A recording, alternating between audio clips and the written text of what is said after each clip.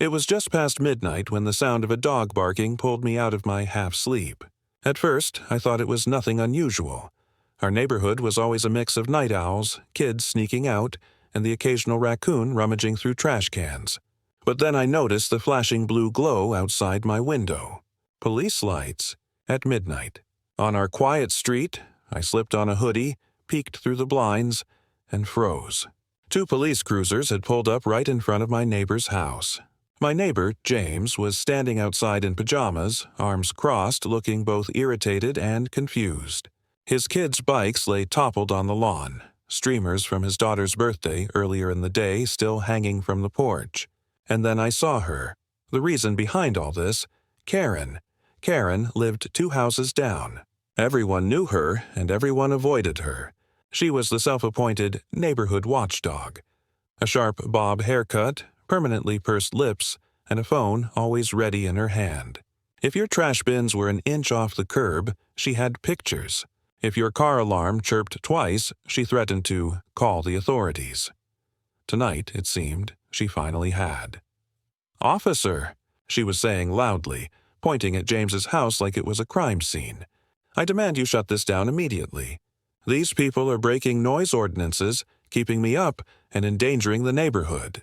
James looked exhausted. "It was a kid's birthday party, Karen. It ended hours ago. Everyone went home.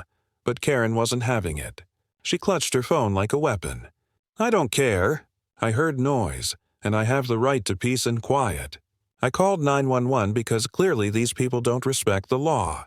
The officers exchanged looks, clearly unimpressed.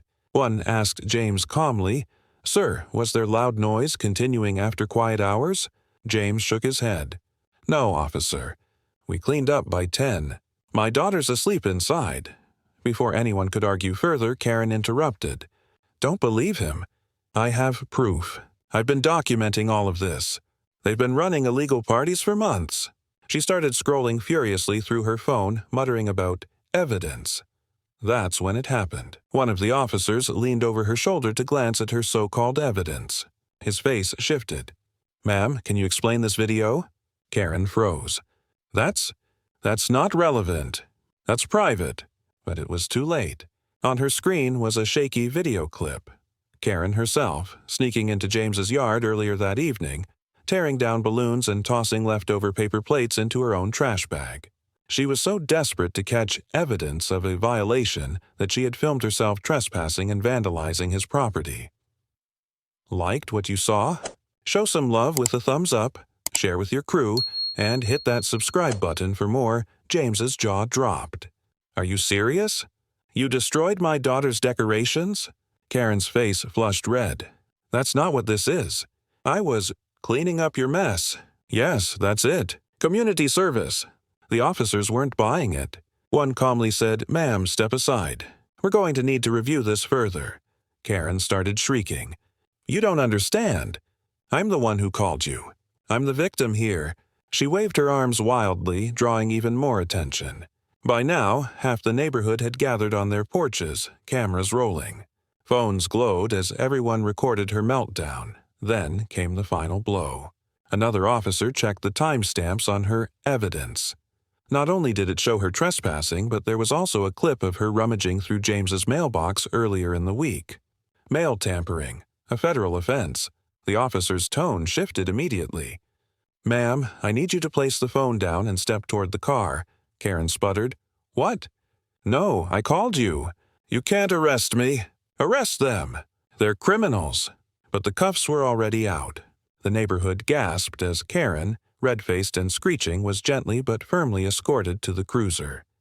James muttered under his breath, "Happy birthday, kiddo." Instant karma. The irony was delicious. Karen had called 911 hoping to punish her neighbors, but in her arrogance she exposed her own crimes instead.